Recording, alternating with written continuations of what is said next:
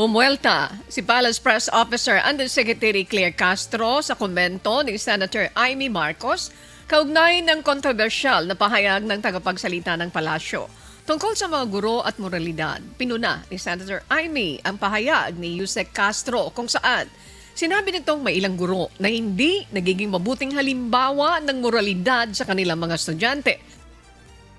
Sa kanyang video message, pinagtanggol ng presidential sister ang mga guro at iginiit na hindi dapat sa kanila isinisisi ang insidente ng pamamaril sa isang paaralan sa Zamboanga City.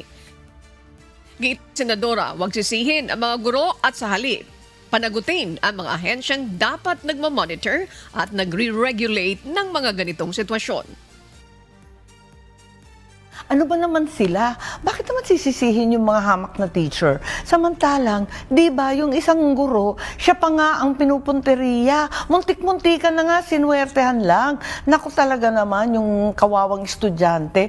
Tapos, ano naman ang malay ng mga teacher? Pambihira naman to.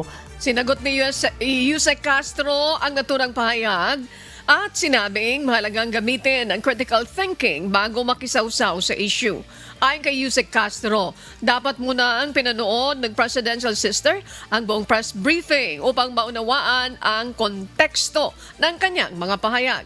Pinayuhan din ito ang senadora na matutong makinig at umintindi at huwag umanong basta sumunod sa script ng kanyang director o staff.